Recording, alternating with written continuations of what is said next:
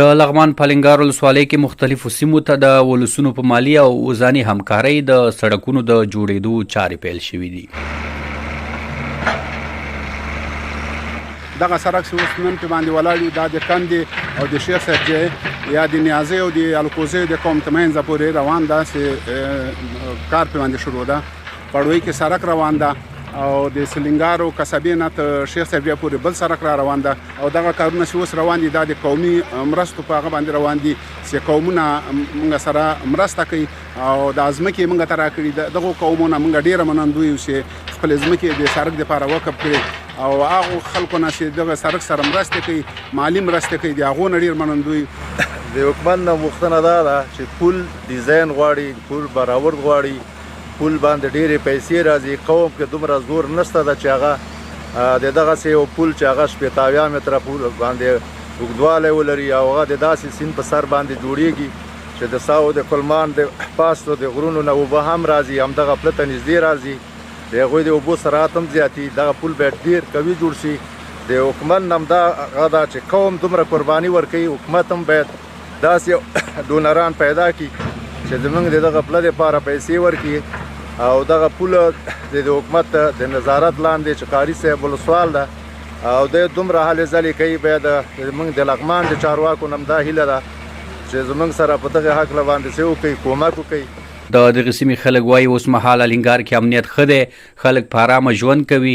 نو له همدې امله یې حکومت سره په ګډې همکارۍ د سړکونو د جوړېدو چارې پیل کړي دي. دې سره ګډ نه مخکې مې ارزو کوم چې د دوه عمده قومونه اوسېږي، یو بل د ارتباطاتو ترمنځ پورې دوستي بسي، نزدېکت بسي، د خلکو ترمنځ تفاهمات رامنځته کېږي، د خلکو ترمنځ پورې مثلا قدرتونه او هغه لرېوالی او که نه هغه جداوالی دا به له منځه پکې لاړ شي او هم به ګټه دی چې زر به یو مشکل پکې حل کېږي.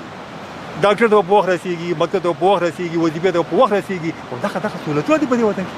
دلته د امنیت پر رسېدو سره دلته ډېر ښه کارونه روان دي، لکه د سنګرس سرحد، د کندز سرحد، د پړوي د ډېر ځای کې سړکونه روان دي. انشاءالله موږ په ډېر خوشحالۍ او د ولس په همکارۍ دلته موږ کارونه کوو او د قاري صاحب تر رهبرۍ لاندې او دا کارونه پر مخ دي او موږ له سره نه روزانه هلته راځو بغیر له جمعې نه چې هغه رخصتي ده موږ راځو بیا چا کله سره خپل کار پر مخ بیو او خوښ او خوشحاله چې امنیت راغلی ده او امنیت قایم ده. موږ ته دا د ولسونو کار ده چې کوي.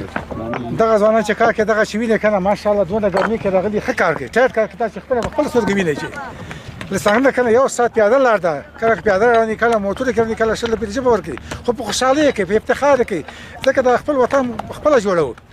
دلته کار کوم، بس دا کور ده، بس سړک لپاره بس دا کور غورځېدلی ده، بس دغه کار هغه کوم چې دا سړک هم ازاده سي. دا د کور دیوالونه ورانېږي نو څه وکړو، څه چې دولت کوي حق په جانب موږ د دې دولت نه موږ خوشحاله حق په جانب چې دا خو لا دیوالونه غورځي بس تا کور پکې لاړ شي موږ ترې خوشحاله. بل لور ته د الینګار ولسوال وایي اوس مهال د کندې، پړوایي، سلینګار او سالاب سیمو ته د ولسونو په ګډې همکارۍ سړکونه روان دي. د یو شمېر سړکونو بیا رغونه ترسره شوې او پلان کې ده چې نږدې راتلونکي کې به د دې ولسوالۍ د خلکو هرې ستونزې ته رسیدګي وشي. دا کوم سړک چې د شیخ صاحب ځانه تر کندې پورې ښکته شوی ده تقریبا 1300 متره ده چې دغه سړک د الینګار د ولسونو په مالي لګښت باندې جوړیږي او دغه ابتکار او دغه ویاړ الینګار ولسونو خپل ځان لپاره مختص کړی ده چې دغه سړک په خپل لګښت جوړ کړي. البته دغه ځای کې یو سیند ده د الینګار سیند چې یو څپانده سیند ده، په دغه باندې یو پل جوړیږي چې په هغې باندې ډېر زیات لګښت راځي. نو هغې ته هم د الینګار ولسونو وږه ورکړې چې دغه پل به هم په شخصي لګښت باندې جوړو چې د الینګار د قومونو بلکې د افغانستان ولسونو لپاره یو افتخار او یو ویاړ شي. د الینګار په استقامت باندې فلحال چې کار روان ده، په درې استقامتو کار روان ده چې یو د پړوي نه تر توفاق او نلیار صاحب پورې چې هلته سړک بیخي غصب شوی و، سړک وجود نه لره، حتی چې یو موټر به راغی بل به یو خلاص ځای که چېرته واته به درېده بل موټر به تېرېده.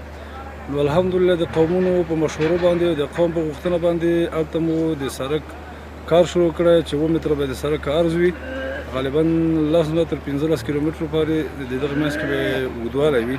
او دوهم د ونې اعضیو څخه تر شیخ صاحب پورې تقریبا چې طول 15 کیلومتره کېږي او عرض 8 متره ده چې دغه درې وړو سړکونو کې عملاً کار روان ده او دغه کار د قومونو ولسونو په مالي لګښت باندې روان ده.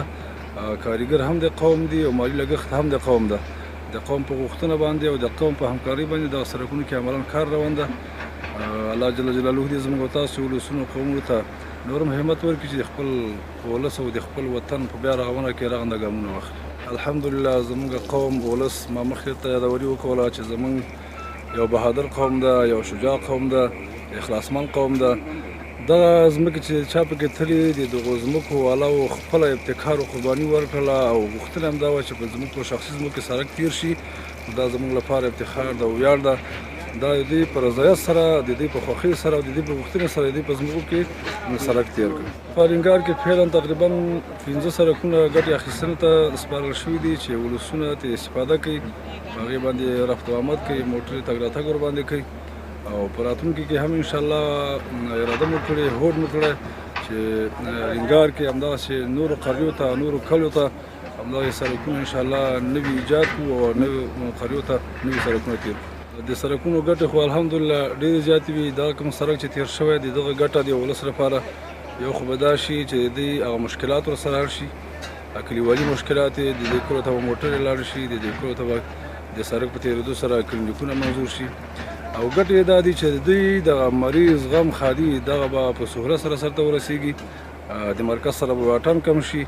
د سړکونو ګټې خو ډېرې زیاتې. دغې ولسوالۍ کې د مختلفو موسساتو په همکارۍ زرګونه بېوزلو کورنیو مرستې ترلاسه کړي، لسګونه لویې او وړې پروژې تطبیق شوي او لا هم دغه لړۍ روانه ده.